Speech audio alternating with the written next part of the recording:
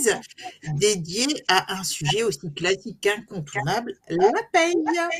Alors, pas très glamour à première vue, mais croyez-moi, on va vous prouver qu'elle peut être bien plus qu'un simple virement en fin de mois.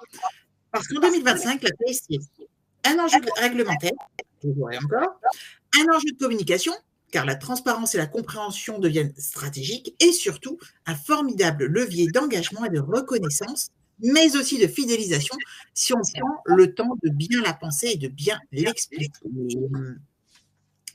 Et donc, aujourd'hui, on va voir ensemble comment faire évoluer la paie dans vos entreprises, pas seulement pour être une règle, mais pour qu'elle devienne un outil RH à part entière au service de vos équipes et de votre culture d'entreprise. Et qui mieux que mes invités pouvait nous parler de notre sujet? J'ai donc le plaisir d'être accompagnée aujourd'hui par Rachel Nizet, qui est avocate en droit du travail, et Métap Birinci, qui est experte en gestion de la paye. Eh bien, Rachel, est-ce que tu peux te présenter, s'il te plaît? Oui, bonjour Corinne, bonjour à tous. C'est un plaisir de vous retrouver. Donc moi, avocate en droit du travail au barreau de Paris. J'ai un parcours plus ou moins classique où effectivement, avant de devenir avocate, j'étais responsable RH. Donc je dis toujours que j'ai été mon futur client et donc j'accompagne aujourd'hui les chefs d'entreprise dans la gestion de leurs collaborateurs et en parallèle, j'anime également des formations depuis maintenant plus de 15 ans en droit du travail. Merci Rachel. Métap. Bonjour à tous, donc moi je suis Métap Birinci. Je suis passionnée par la paye et les RH et le droit social de manière générale. Donc j'ai plus de 10 ans d'expérience en cabinet, tout secteur d'activité. Et c'est ce que j'ai toujours aimé. Donc c'est aussi apporter des solutions concrètes à des problématiques parfois très techniques. En 2020, on a créé avec mon associé le cabinet PayFactory. Donc, c'est un cabinet d'externalisation de la paye pour proposer un accompagnement à la fois humain, réactif et de proximité. Et ce qui m'anime au quotidien, c'est vraiment d'être disponible pour mes clients, de les soulager des contraintes sociales et de leur permettre de se concentrer sur l'essentiel, leur développement. Merci beaucoup. Merci Métap. Alors, rapidement, plus même pourquoi ce sujet de la paie, finalement, comme levier d'engagement, nous est apparu comme fondamental et que l'on a voulu finalement en faire un sujet de webinaire? Eh bien, parce que l'ambition de Plumenby, c'est de repenser le monde du travail en faisant correspondre le mieux possible les besoins et les contraintes des dirigeants avec les attentes des employés. Et donc, Plumenby, c'est un cabinet de conseil en engagement des collaborateurs. Donc, on va travailler sur la fidélisation et la productivité des collaborateurs qui a été créé, que j'ai créé en janvier 2023. Donc, c'est une société relativement jeune. Nos clients, ce sont des PME, mais au sens très large, de 15 à peu près 300 employés, tout secteur d'activité. Nous sommes également organisme de formation certifié Calliope et nous sommes habilités BPI France.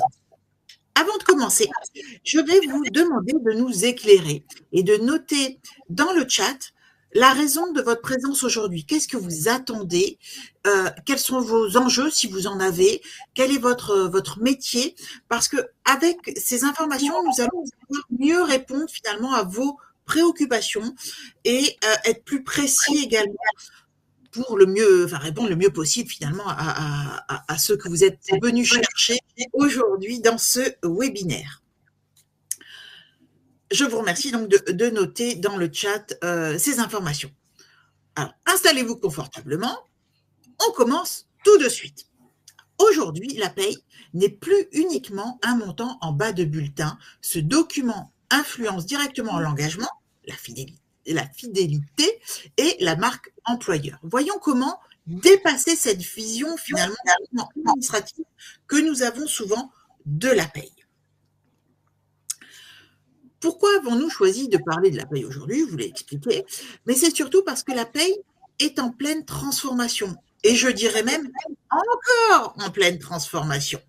2025 semble être une année charnière. Je ne pense pas que Métap me contredise là-dedans. Ça évolue sans arrêt.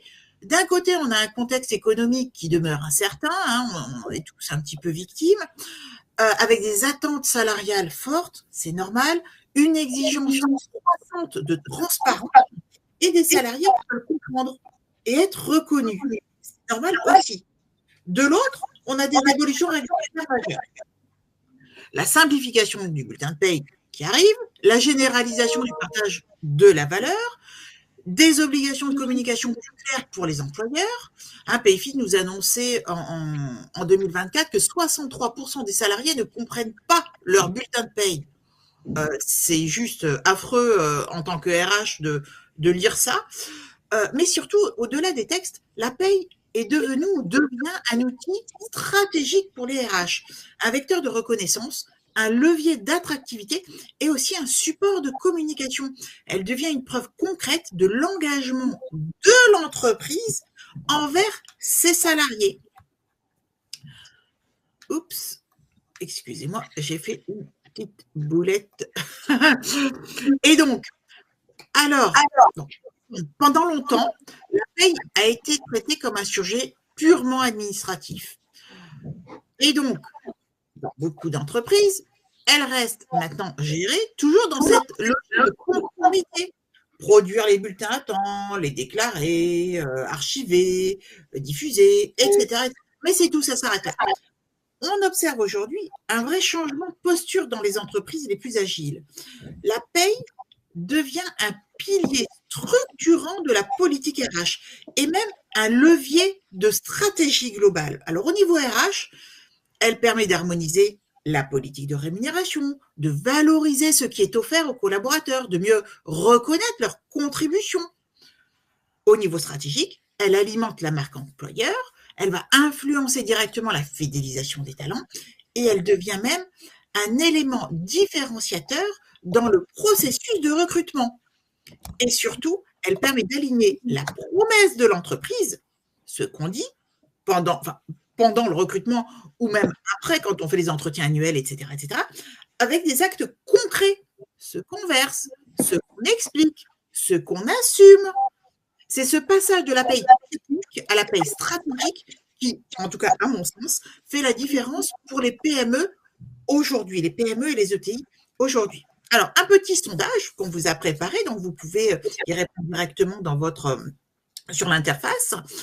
Êtes-vous prêt ou prête à mettre en place un nouveau modèle de bulletin de paie? La réponse, elle est simple, oui ou non. Pourquoi je vous pose cette question? Je vous laisse répondre. Et pourquoi je vous pose cette question? C'est parce que j'ai lu dans la presse qu'à partir du 1er janvier 2026, il faudra que les bulletins soient plus lisibles, plus simples à comprendre, peut-être éventuellement en réduisant le nombre de lignes, en regroupant certaines informations. Sauf que bulletin de paye, on ne peut pas faire comme on veut. Alors, résultat du sondage. 67% d'entre vous répondent oui, donc favorablement, vous êtes prêts à 67% à mettre en place un nouveau modèle de bulletin de paie. Rachel, on ne peut pas faire ce qu'on veut quand même.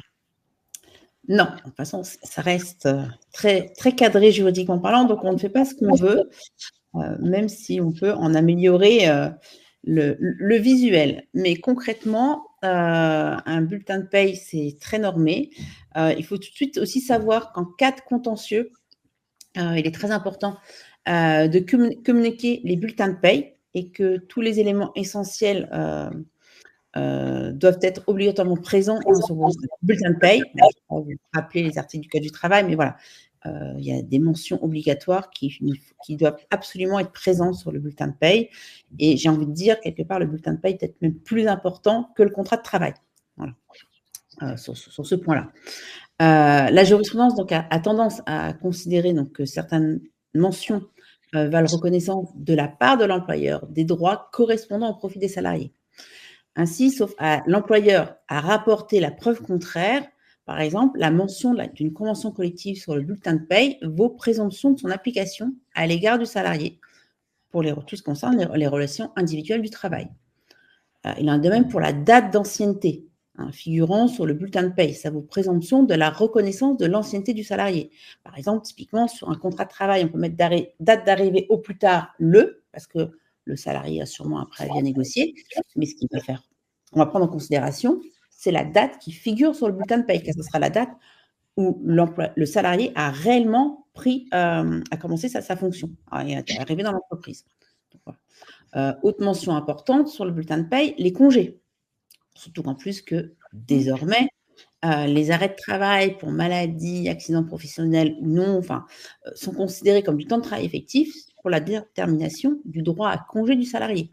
Donc, ils sont pris en compte pour le calcul des jours de congés payés, selon des règles spécifiques, mais ça serait, je pense, le sujet d'une autre conférence, Corinne, donc on ne va pas rentrer dans ce détail. Mais voilà, tout ça pour montrer finalement l'importance des mentions importantes sur le bulletin de paye, et donc de s'assurer de la bonne conformité des bulletins de paye avec les dispositions légales, mais aussi et surtout, je dirais, la convention collective. J'ai eu le cas d'un client où l'expert comptable a juste oublié de payer les indemnités de petits déplacements dans le BTP. Voilà. Et ça, c'est la convention collective. Donc, voilà effectivement ces rappels importants en termes de preuves. Et sur le slide suivant, qui va s'apparaître, voilà. Effectivement, on a des évolutions au niveau effectivement de la réglementation. Donc, à titre expérimental et pendant une durée de 5 ans, les employeurs, à partir de 11 salariés, donc dans les petites structures, de au moins 11 salariés et moins de 50 salariés, donc ne sont pas soumis à l'obligation d'un accord de participation, mais qui doivent mettre en place depuis donc, le 1er janvier 2025 un dispositif de partage de la valeur. Donc, effectivement, quand ils réalisent un bénéfice net fiscal positif au moins égal à 1% du chiffre d'affaires sur 3 années consécutives. Donc, c'est cas-là, on va regarder 2022, 2023 et 2024. Et donc, en fait, soit on met en place un accord d'intéressement de participation, soit on verse un abondement sur un plan d'épargne salariale, ou on verse une prime de partage de la valeur, la fameuse PPV. Voilà. Qui est prévue, donc, voilà, soit par un accord d'entreprise, soit par une décision prise par l'employeur. Bien évidemment, on consulte le CSE quand il en existe un. Et la mise en place obligatoire de la loi de partage de la valeur a pour objectif principal vraiment d'optimiser l'implication des salariés dans la performance économique de leur entreprise et d'assurer un partage plus équitable des bénéfices. Et là, d'ailleurs, je vous envoie à revoir le replay du webinaire qu'on avait fait notamment avec Corinne le 18 mars dernier, voilà, sur l'épargne salariale.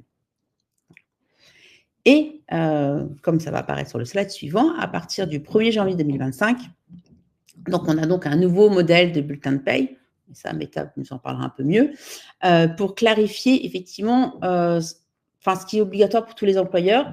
Ce changement vise à simplifier, à harmoniser la fiche de paye, en rendant son contenu plus lisible et compréhensible pour les salariés. Alors, juste un exemple, voilà, on doit distinguer les cotisations obligatoires, donc ce qui inclut les contributions salariales et patronales, à la complémentaire santé, même pour les garanties facultatives.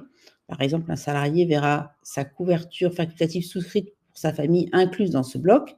Et il faut les distinguer des cotisations facultatives, donc sur les autres garanties de protection sociale complémentaires, telles que la prévoyance, incapacité, invalidité de décès et la retraite supplémentaire.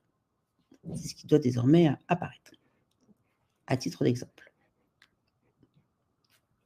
Et là, sur le coffre-fort numérique, sur les nouvelles tendances, Métap, c'est plus à même d'en parler que moi. Pardon, j'avais désactivé mon micro. Alors, quand on parle de paye, on pense souvent à des chiffres, à des conformités, des deadlines. Mais aujourd'hui, on assiste à une véritable révolution digitale qui transforme en profondeur donc, notre manière de gérer et de vivre la paye. Donc d'abord, on parle de paye en temps réel.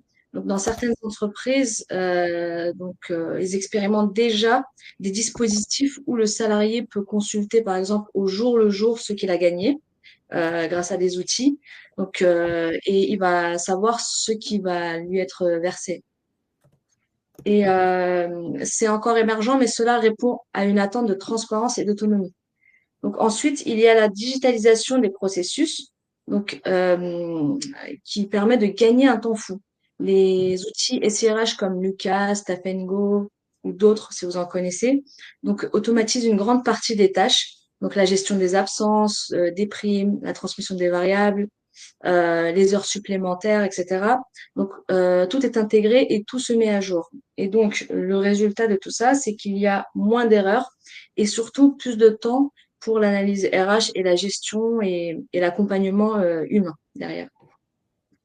Et enfin, donc il y a la sécurité qui est devenue un enjeu central.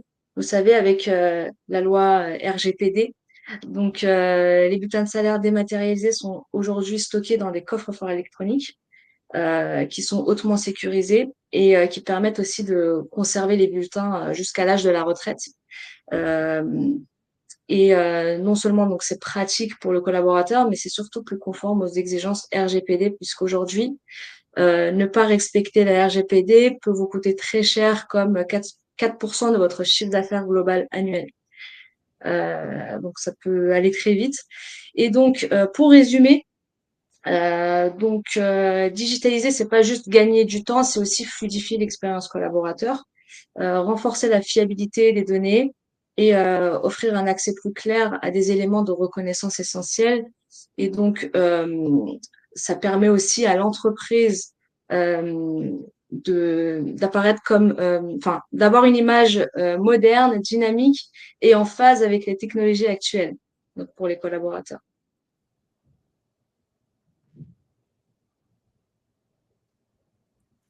Alors, moi, je vais juste revenir un petit peu par exemple, sur le coffre-fort numérique, qui effectivement est un super outil pour les questions d'RGPD et pas que. Maintenant, il n'est pas obligatoire. Même si finalement son utilisation est vivement recommandée, mais il faut que le salarié en soit d'accord. Alors en fait, il ne s'agit pas,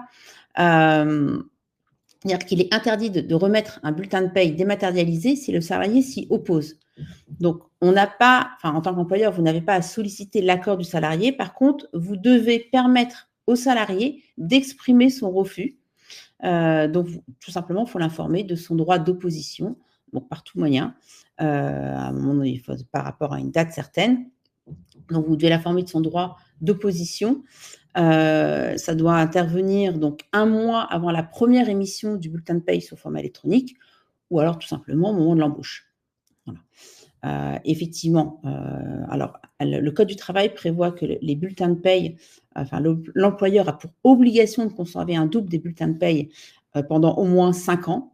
Bon, effectivement, avec les coffres-forts électroniques, ça permet effectivement de les garder, comme l'a précisé Meta, jusqu'à la retraite. Ce qui est toujours très utile. Et puis aussi, ça évite que l'encre s'efface sur le format papier. C'est quand même très pratique. Effectivement, outil idéal pour garder les documents aussi longtemps et en toute sécurité. Ils peuvent être consultés à n'importe quel moment. On peut remettre à nouveau donc, des doubles salariés et aussi par rapport aux questions RGPD. Voilà. Et ça, parce que il y a aussi l'obligation d'assurer en permanence la confidentialité des données personnelles qui sont mentionnées sur le bulletin de paye, et il y en a quand même un certain nombre. Voilà.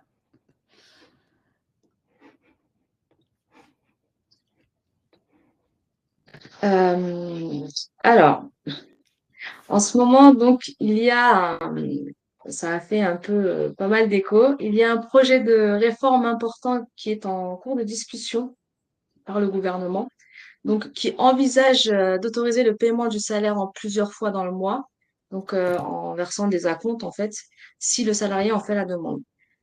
Donc, l'objectif, bien évidemment, c'est de mieux répondre aux difficultés de trésorerie que beaucoup rencontrent aujourd'hui, surtout avec la hausse du coût de la vie. Cela pourrait éventuellement aider certains salariés donc à mieux gérer leur budget et à faire face aux imprévus financiers sans avoir à attendre forcément la fin du mois pour recevoir leur salaire complet. Cela dit, donc, ce changement pose aussi plusieurs enjeux juridiques. Premièrement, il faudra que le bulletin de paye reste parfaitement clair, Donc, chaque versement devra être identifié et compréhensible, en fait, pour éviter toute confusion. Deuxièmement, il faudra s'assurer que ces obligations, que les obligations légales, par exemple le respect du minimum, soient bien respectées. Donc, on peut pas mettre en danger la sécurité financière des salariés ni de l'entreprise également. Ensuite, c'est très important aussi, le mode de paiement devra être euh, reposer sur un accord écrit du salarié. Donc, c'est un accord écrit et clair entre le salarié et l'employeur. Donc, le salarié devra donner son consentement pour que ce soit légalement valable, en fait. On ne peut pas imposer de verser des acomptes aux salariés parce que ça arrange l'employeur ou, euh, ou inversement. Et donc, en résumé, cette mesure pourrait apporter plus de souplesse et répondre à un vrai besoin. Mais cela dit, il faut que ce soit très bien encadré pour protéger tout le monde. Donc, c'est une affaire à suivre. Donc, on verra les surprises qui nous attendent pour la suite. Alors, à propos de surprise, moi, je crains quand même que ça fasse un petit peu disjoncter, excusez-moi du terme, nos chers et indispensables gestionnaires de paye qui se disent, Effectivement, tu as tapé sur un bon sujet. En fait, effectivement, ça va nous donner beaucoup de travail. Enfin, il faudrait voir si les éditeurs de logiciels vont suivre en fait en mettant en place des outils. Il faudrait voir comment tout cela pourrait être mis en place pour fluidifier au maximum les échanges, mais voilà, c'est un vrai sujet.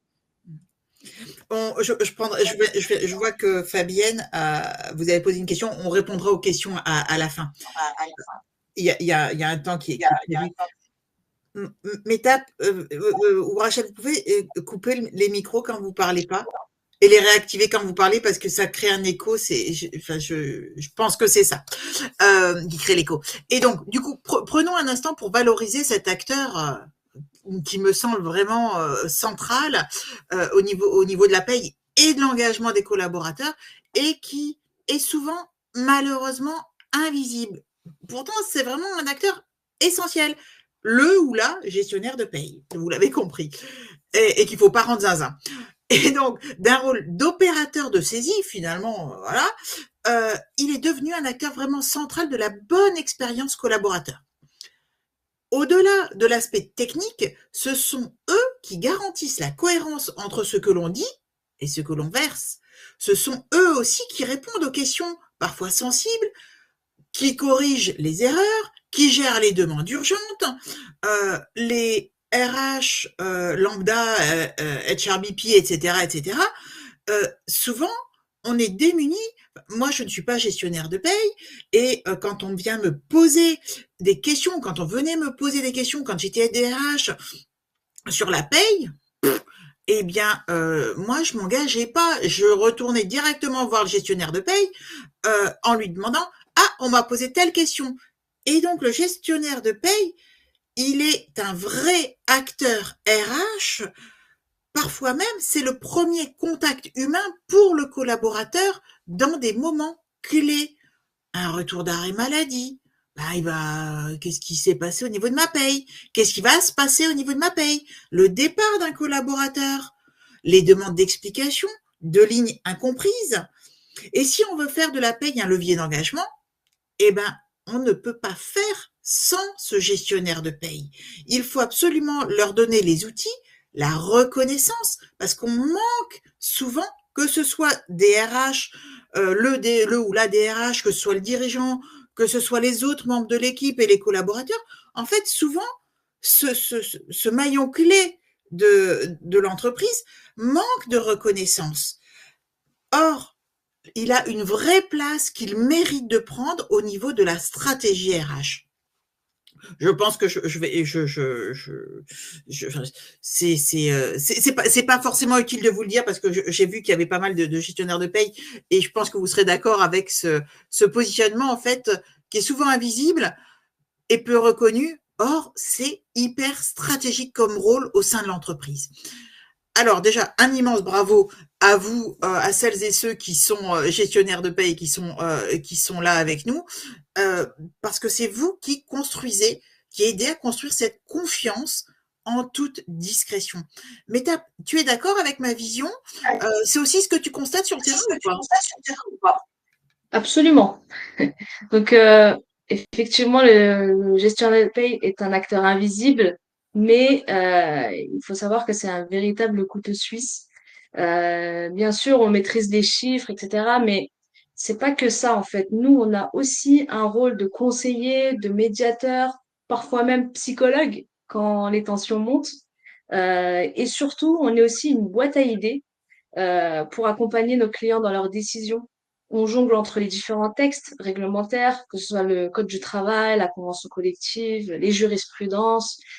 On jongle entre l'humain et la stratégie et tout ça sans jamais lâcher l'exigence, puisque c'est le métier qui demande de l'exigence. En fait, on est dans le souci du détail. Enfin, tout est important en fait.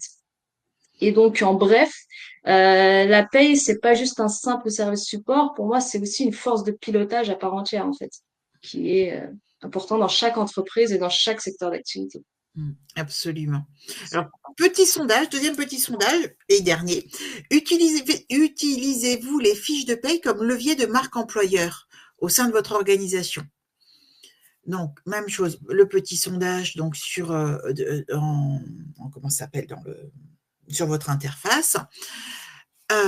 Et donc, ce sondage, en fait, m'amène à partager avec vous, d'abord à rentrer dans les bonnes pratiques et à poser le décor avec quelques chiffres clés qui montrent à quel point la paye est un sujet stratégique RH. Je pense que tu peux clôturer, Morgane, le sondage.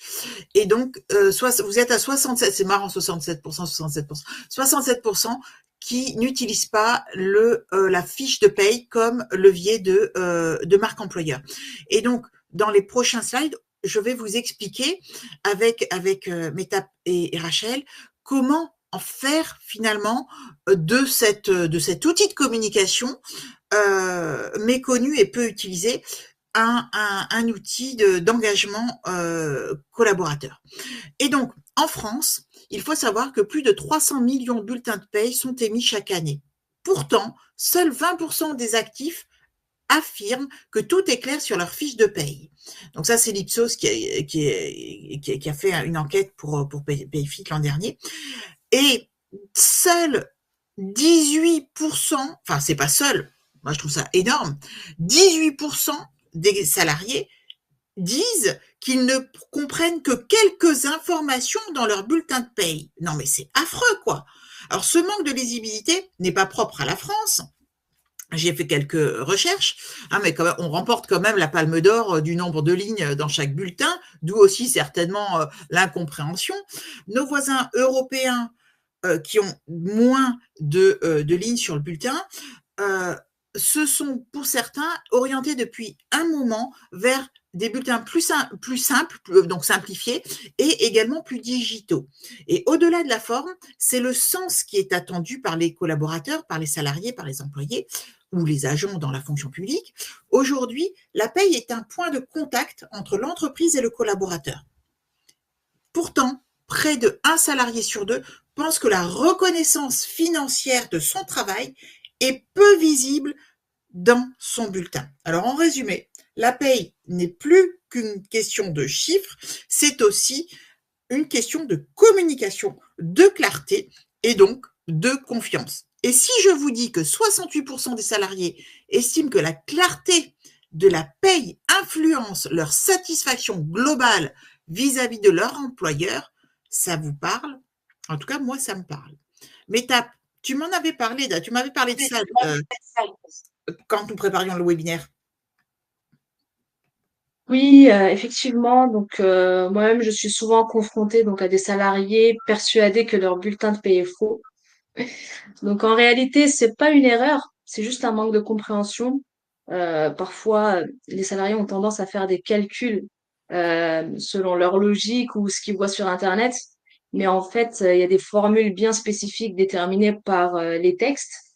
Et donc, Donc voilà, en fait, le bulletin est devenu tellement complexe que certains se sentent un peu arnaqués, entre guillemets. Notre rôle à nous, c'est justement de le rendre lisible, plus compréhensible et transparent.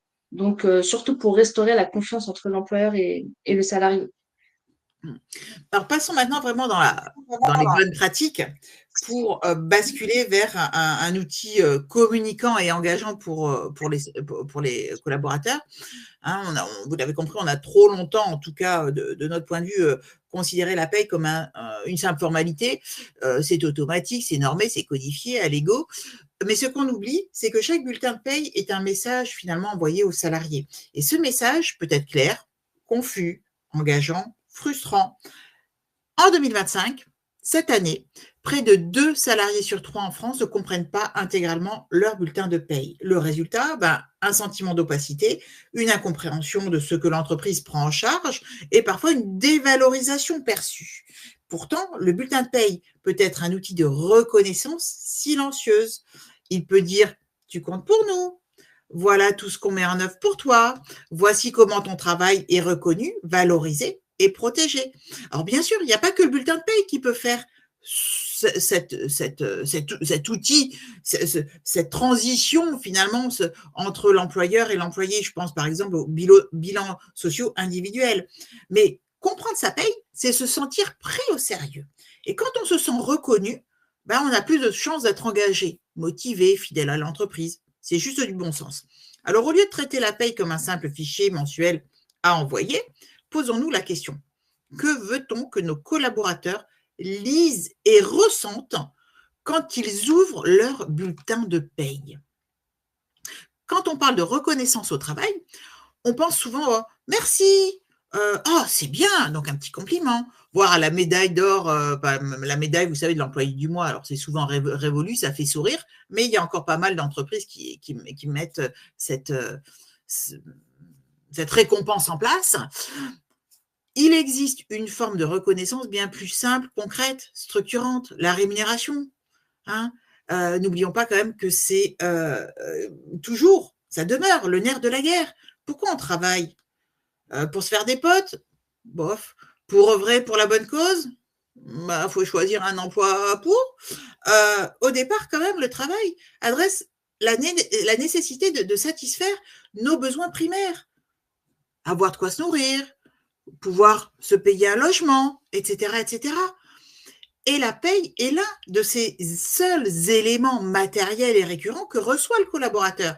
Elle reflète son travail, sa contribution, sa valeur perçue. C'est un acte symbolique, mais aussi fort, parce que c'est financier. Et pourtant, on oublie de l'utiliser comme tel. On l'envoie souvent sans explication. Résultat, ce qui pourrait être un message positif devient une formalité informelle. Rendre la paye lisible, contextualisée, valorisante, c'est envoyer un message simple mais puissant. Tu es important. Voici concrètement comment nous reconnaissons ta contribution. Hein? Cela ne veut pas dire augmenter tout le monde tous les mois, attribuer des primes à gogo. Non, ce n'est pas le montant qui est important. Ce qui est important, c'est d'expliquer, de valoriser, de faire le lien entre le travail accompli et la reconnaissance donnée. Finalement, est-ce que l'on peut imaginer la paye comme un outil de storytelling RH? Là, c'est un peu ma casquette d'ancienne marketeuse qui parle, hein. Mais ce qui est certain, c'est que ce support doit mettre en lumière les choix de l'entreprise, les efforts collectifs, les dispositifs à court, moyen, long terme. C'est faisable. Je vais vous expliquer pourquoi et comment surtout. Alors, hein, on parle beaucoup d'engagement, je parle beaucoup d'engagement, reconnaissance, fidélisation, machin truc, mais on oublie souvent la puissance en fait de cet outil de communication qui est existant, qu'on a à portée de main. Hein. Et derrière une fiche de paye, il y a des dizaines d'informations importantes. On l'a vu, Métap nous en a cité plein, les cotisations retraite, la mutuelle, la prévoyance, parfois même il y a des infos du CSE, les intéressements, les abondements, enfin bref, que sais-je. Les vacances, Rachel nous parlait des vacances, ça c'est bien les vacances. Mais combien de collaborateurs savent vraiment ce que tout ça représente? combien vous disent ou se disent, tiens, mon entreprise participe à ma sécurité sociale et ça prend en charge ça. Non, la sécurité sociale, c'est souvent vu comme quelque chose, c'est normal, je vais chez le médecin, hop là, j'ai rien à payer, youpi, de toute façon, j'ai la mutuelle, ouais, c'est la mutuelle. On ne sait même pas trop finalement à combien est pris la mutuelle en charge par l'employeur. Bon, voilà. Métap me disait quand l'employeur parfois paye 100% de la mutuelle, j'ai des clients qui payent 100%, donc c'est un vrai avantage. Ouais, c'est un vrai avantage. Métap m'a dit, pas tant que ça. Donc, enfin bref, si vous voulez, elle vous expliquera pourquoi. Mais en fait, moi, en tant qu'ancienne DRH et en tant que RH, consultante RH, c'est vrai que je n'avais pas réalisé ce que Métap m'a révélé, que finalement, ça fait monter les charges finales. Enfin, donc, elle nous expliquera ça beaucoup mieux que moi. Et puis, finalement, combien se disent aussi les collaborateurs, l'entreprise participe à ma stabilité, à mon avenir, à mes projets. En fait, moi, je n'ai jamais eu de collaborateurs ou d'employés, de collègues qui me tiennent ce discours-là. La paye, en fait, c'est un véritable canal de communication interne à part entière. Elle peut valoriser les efforts, et elle doit valoriser les efforts de l'entreprise. Elle doit rendre visibles les investissements RH, qui sont souvent invisibles. Elle doit permettre de créer de la confiance. Et surtout, elle peut répondre à une question clé. Qu'est-ce que je reçois vraiment de mon entreprise au-delà de mon salaire net? Et cette réponse peut changer la relation entre le collaborateur et l'employeur. Et si vous ne communiquez pas sur ces éléments, les collaborateurs, ils ne le voient pas, ils l'oublient. Et puis, on a vite fait d'oublier les bons trucs quand même, faut se l'avouer. Et ce qui est invisible est souvent perçu comme inexistant, hélas. Et c'est donc à nous, RH, managers, dirigeants, gestionnaires de paye, de réhabiliter la paye comme un support de dialogue clair, lisible, valorisant et surtout humain. Bon, après, ça tombe bien vu que c'est dans l'air du temps et qu'on nous demande d'agir en tant que tel. Métap, tu veux rebondir là-dessus et surtout le truc incompréhensible que j'ai dit tout à l'heure sur la mutuelle? Oui, effectivement. C'est vrai que, par exemple, comme tu l'as dit, parfois la mutuelle elle est prise en charge à 100% par l'employeur, mais quand on ne sait pas lire le bulletin de salaire, ça peut être la mutuelle ou l'abonnement transport, par exemple, mais quand on ne sait pas lire cette partie-là, on ne se rend pas compte qu'il s'agit d'un avantage en réalité.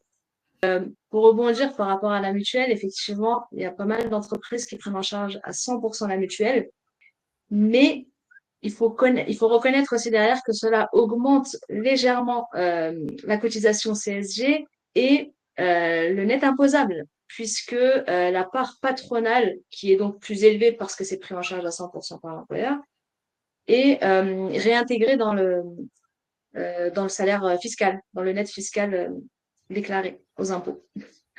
Mais bon, ça reste quand même un avantage puisque ça permet d'augmenter le revenu mensuel, d'avoir un revenu légèrement plus élevé, un état payé plus élevé. Et outre cela, il y a aussi, par exemple, il y a des entreprises qui offrent des congés supplémentaires en dehors du cadre légal.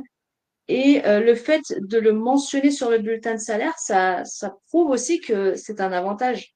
En général, sur les bulletins de salaire, on a le compteur classique des congés et tout ce qui est supplémentaire. Parfois, c'est des RTT, parfois, c'est du repos compensateur. Enfin, tout ça, on peut les intégrer également dans le. D'ailleurs, on conseille fortement de le faire puisque plus c'est transparent et moins il y a de problèmes. Voilà, ça prouve qu'il y a des avantages dans l'entreprise. C'est à ne pas négliger. Très, très bon exemple, les congés supplémentaires. Merci, Métap. Alors, je me suis amusée, je me suis gratté le cerveau pour essayer de partager des idées, en fait, sur comment rendre la fiche de paye plus lisible sans tout refaire, évidemment. Et alors, j'ai dit à Rachel, je lui ai dit, écoute, moi, je vais proposer des idées, puis tu me diras si j'ai le droit ou pas. Donc, jusqu'ici, on a vu pourquoi la paye peut être un levier d'engagement, comment elle peut l'être. Donc maintenant, rentrons dans le concret. Donc je vous le dis, Lisa Laprévert, quelques idées lancées comme ça. Alors, par exemple, ajouter un glossaire des lignes les plus fous en pièces jointes, sous forme de mémo, permettrait, d'après moi, aux collaborateurs de mieux comprendre ce qu'ils voient tous les mois sur la fiche de paye. Rachel, j'ai le droit? Ah oui, bien sûr, au contraire. Ça peut être un outil de communication et de clarification de la compréhension de son bulletin. Donc oui, c'est complètement possible. Autre idée. Arrondir certains montants, ça, j'en avais parlé avec la directrice RSE du groupe La Poste il y a quelques années.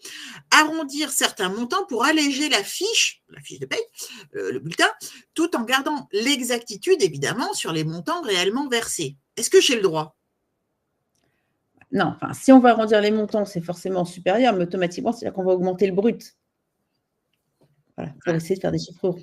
Bon. Donc, non. Buzzer, bof, Gorine, dehors. Alors, et si on mettait en gras les postes majeurs? Le salaire net, les primes, la part employeur, parce que c'est ça aussi qu'on veut mettre en avant, la part employeur, ça permettrait de guider le regard vers l'essentiel. À discuter, parce que qu'est-ce qui est essentiel pour qui? Voilà. Elle est dure, Rachel, elle est dure. Ah oui. Alors, ne sous-estimons pas aussi l'impact d'une infographie simple ou d'une vidéo courte, 1 minute, dans le parcours d'intégration, qui finalement, cette vidéo pourrait être réutilisée aussi plus tard dans la vie du salarié dans l'entreprise, si on la rend évidemment réutilisable, accessible, etc. etc. Est-ce que j'ai le droit de faire ça? Bien sûr. Et puis, on s'adapte aussi aux nouvelles générations, les nouveaux moyens de communication. Donc, très bonne idée. Et donc, la lisibilité, finalement, ce n'est pas qu'une question de fond, c'est une question de présentation, de pédagogie et d'intention. Métap, t'en penses quoi, toi? Alors, je suis un peu mitigée par rapport à la première astuce, le vélo explicatif. Alors, certes, c'est un bon moyen d'aider à décrypter les lignes, mais le problème, c'est que si on doit mettre ça dans chaque fiche de paye, si on doit, enfin, c'est lourd un peu. Mais sinon, par rapport à l'infographie ou les mini-vidéos pour l'onboarding des salariés, c'est super. À chaque fois qu'il y a un nouveau salarié, je pense qu'il est essentiel de prendre le temps d'expliquer cela sans perdre de temps. Donc, si on prépare une infographie ou une mini-vidéo, c'est une bonne idée. Super. Donc, pour le reste, pourquoi pas. Donc, faisons des vidéos et des mini-infographies. Oui. Donc, toujours dans le concret, bonne pratique. Donc là, je ne vais pas vous parler de bonne pratique, c'est pas mettre en place des salaires à 6 chiffres ou des logiciels révolutionnaires, mettre de l'intelligence artificielle. Attends, c'est de l'IA générative dans les bulletins de paye. Non, c'est pas du tout de ça. Quand même, on entend parler d'IA un petit peu partout. Donc moi, je ne vous parle pas de ça. Moi, je vous parle juste de mettre en place des actions simples, humaines et efficaces et qui coûtent rien en fait, ou en tout cas le moins possible. Donc, première bonne pratique, mettre en place des ateliers de compréhension de la fiche de paye. Déjà, vous mettez en avant, donc vous reconnaissez le gestionnaire de paye qui, ok, ça va lui donner un petit peu plus de boulot parce qu'il va devoir faire les ateliers, mais finalement, c'est une reconnaissance aussi de ses pairs, c'est pédagogique, c'est rassurant, ça crée la confiance, ça crée le lien et c'est une première impression aussi très, très positive lors de l'onboarding. On peut dire, voilà, on a des ateliers, on a des petites vidéos, etc. etc. Donc, c'est quelque chose qui est rassurant et qui contribue à ce côté positif de l'expérience collaborateur. Un deuxième levier, intégrer la paye dans la communication RH. Donc, communication RH, c'est souvent de la communication interne, évidemment, mais dédiée au RH. Donc, certaines entreprises utilisent, je l'ai vu pratiquer, des newsletters internes. Moi, ça me plaît moyen. Les vidéos explicatives, on en a déjà parlé. Les infographies, on en a parlé aussi. Moi, j'aime bien les infographies parce que c'est très, très illustré. Donc, ça ne demande pas beaucoup de réflexion pour être intelligible. En tout cas, ça va permettre d'aider les collaborateurs à comprendre l'évolution de leur rémunération globale et de valoriser également les dispositifs collectifs en place. C'est le cas aussi de ce que je vous parlais, de ce dont je vous parlais tout à l'heure, c'est-à-dire les bilans sociaux individuels que l'on peut produire une fois par an et qui va vont retracer finalement la vie du collaborateur d'année en année dans l'entreprise. Et donc, on va pouvoir voir avec ces bilans sociaux individuels l'évolution du salaire, l'évolution des avantages divers et variés. En fait, c'est toute la rémunération qui est analysée dans ces bilans individuels. Et c'est un bon moyen de rappeler les dispositifs mis en place, valoriser les évolutions, montrer l'engagement social de l'entreprise. L'idée, c'est que la paye ne reste pas un document muet. On peut aussi parler de politique RH, de la marque employeur, des engagements, etc., etc. Troisième bonne pratique, former les managers à parler paye. Trop souvent, ce sont les managers qui reçoivent les premières questions ou remarques liées au salaire, aux primes, aux différences perçues, aux incompréhensions. Sauf qu'en fait, les pauvres, s'ils ne sont pas formés, s'ils n'ont pas les éléments de langage, s'ils n'ont pas les outils, comment est-ce qu'ils peuvent être à l'aise? C'est juste les mettre en difficulté si on ne les a pas formés. Donc, moi, je recommande à mes clients de former à minima leur manager à parler paye. C'est souvent un sujet qui est très… où on est très mal à l'aise quand on ne sait pas en parler. Donc, il faut vraiment former pour pouvoir en parler de manière complètement libre. J'évoquerai aussi la valorisation du partage de la valeur, donc qui est maintenant devenue vraiment clé dans les organisations. En fait, en règle générale, on ne peut pas parler d'engagement si on ne parle pas de partage de la valeur. J'ajouterai encore, faut-il créer de la valeur ensemble? Trop souvent, l'intéressement, la participation, la prime de partage sont perçus comme des bonus flous ou hyper techniques. Mais quand on prend le temps de les expliquer clairement, d'en montrer le fonctionnement et l'impact concret pour chaque collaborateur, finalement, ça devient un véritable levier de fidélisation des employés. Certaines entreprises vont jusqu'à intégrer ces explications dans leur site carrière, voire en faire des points d'équipe annuels. Alors, ce qu'il faut retenir, c'est que rendre la paye attractive, ce n'est pas seulement une affaire de montant ou de format, même si c'est important. C'est une affaire de compréhension, de valorisation, de pédagogie. Et ce sont souvent les petits gestes bien pensés qui vont faire toute la différence. Je vous ai partagé quelques entreprises, alors ce ne sont pas des clients, mais ce sont des entreprises qui ont mis des actions en place autour de la paye, et on va retrouver en fait des exemples de ce que nous préconisons à nos clients, à savoir les kits de transparence de rémunération, les ateliers, des politiques salariales mises en valeur dès la marque employeur, l'inclusion de la paye également avec dans les propositions de formation aux managers. Je ne vais pas vous détailler tout ça parce que c'est pas forcément super intéressant. En tout cas, moi, ce que j'espère là, c'est qu'on a répondu à vos attentes. C'est un sujet relativement nouveau. Je vais regarder vos questions pour les passer en revue.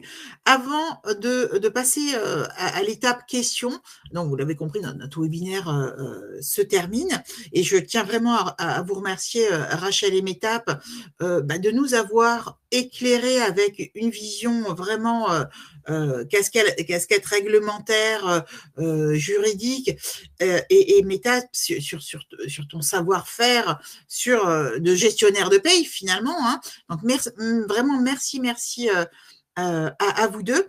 Avant de passer aux questions, si vous voulez en savoir plus concrètement par rapport à vos problématiques d'organisation d'entreprise, n'hésitez pas à planifier un rendez-vous avec nous. Vous avez un bouton en fait pour prendre rendez-vous, planifier un rendez-vous sur votre interface. N'hésitez pas à planifier un rendez-vous. Notez aussi si c'est plutôt avec Métap, Rachel, avec moi en fonction de vos attentes. Donc, je vous remercie de bien vouloir aussi noter notre webinaire. C'est quelque chose qui est important. Vous avez également donc un accès pour noter le webinaire, de nous indiquer vos commentaires. C'est toujours très utile pour nous pour progresser. Si vous souhaitez que nous abordions aussi des sujets particuliers lors de prochains webinaires, n'hésitez pas à nous indiquer ces sujets. On prend. Et puis surtout, hein, c'est toujours mieux de répondre à vos vrais besoins plutôt que de les imaginer. Nous avons mis à disposition en téléchargement dans les boutons aussi de Call to Action une fiche mémo par rapport à tout ce que l'on a dit aujourd'hui, hein, donc sur comment rendre vos bulletins de paye plus engageants, plus s'en servir en fait de levier d'engagement.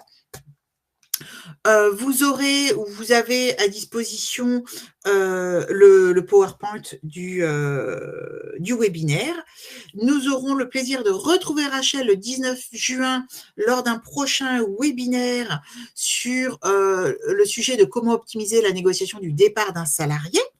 Et l'importance d'avoir des bulletins de paye bien présentés avec les bons montants. Entre autres. Je pense que tu vas nous dévoiler pas mal d'autres choses. Avec plaisir. Et Métap, nous la retrouverons avec grand plaisir à la rentrée de septembre. Et quant à moi, j'aurai le plaisir d'intervenir le 5 juin sur la marque employeur et le 8 juillet sur la communication interne. Alors, passons tout de suite à vos questions. Alors, les questions. Hop. J'avais vu une question.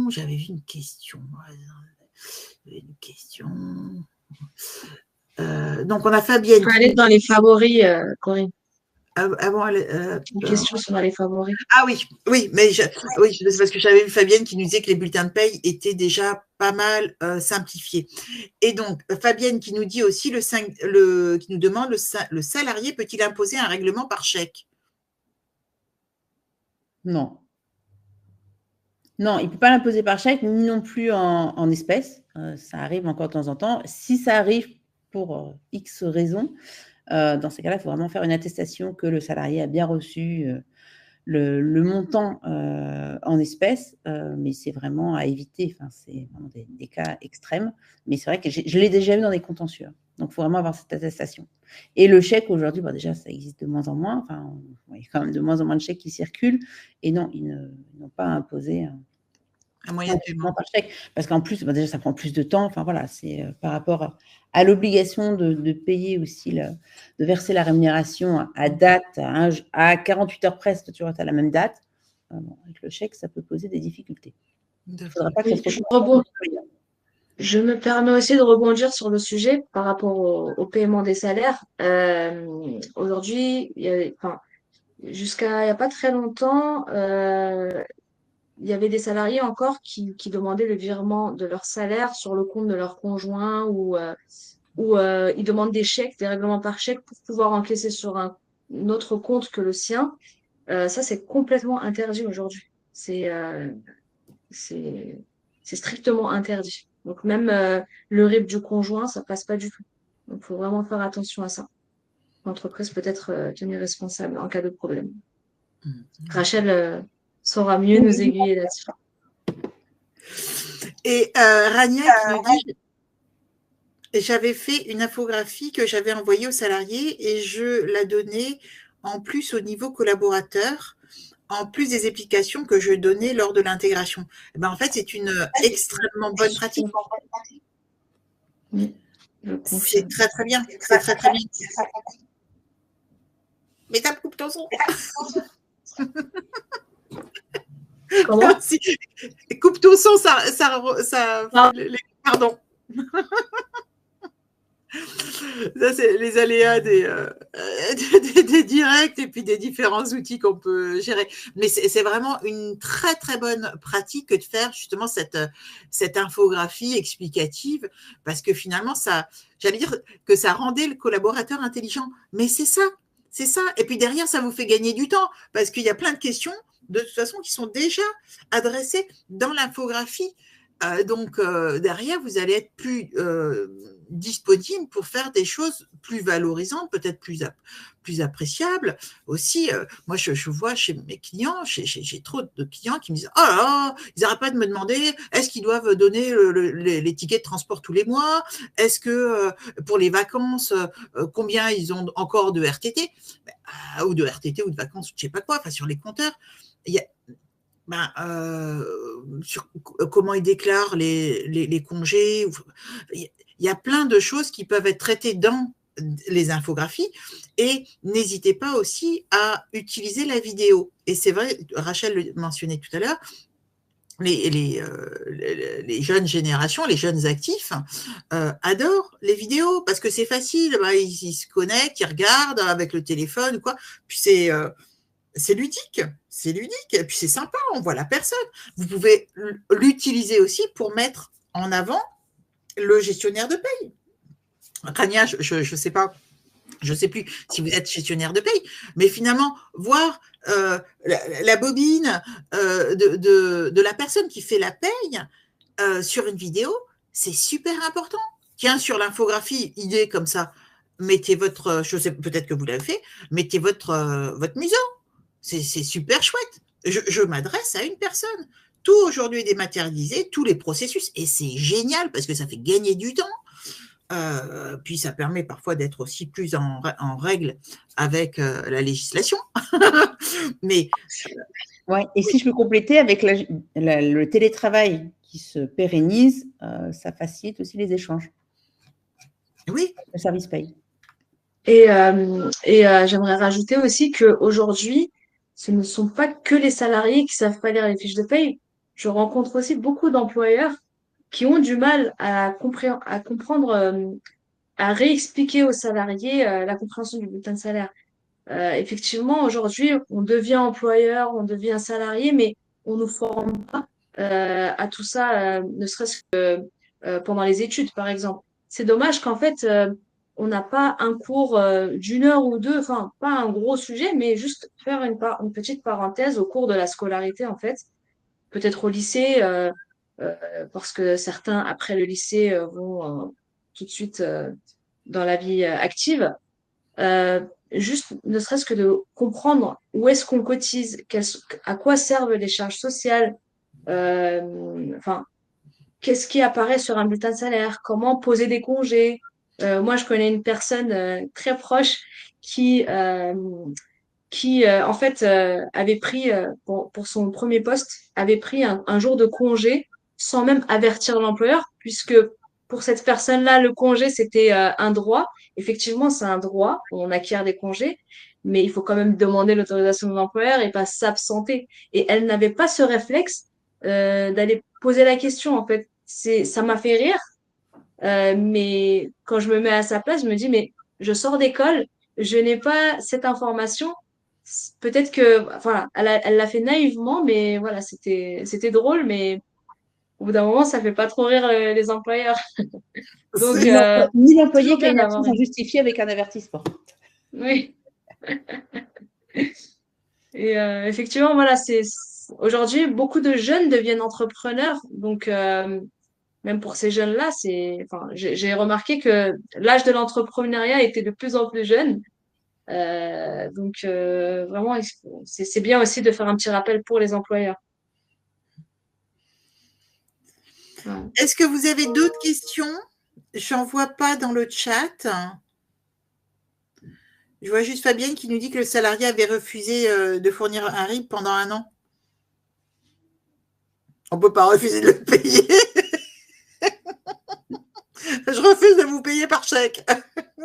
Non, mais dans ces cas-là, on peut aussi faire après des procédures pour lui demander effectivement qu'il communique son RIB en expliquant que c'est légal. Et de toute façon, chaque salarié doit avoir un compte en banque. S'il ne peut pas aller à une banque normale, il va à la banque postale, mais qui est aussi pour les personnes qui ont des difficultés. Ça fait partie des critères de discrimination, les raisons pourquoi on ne peut pas demander la domiciliation bancaire.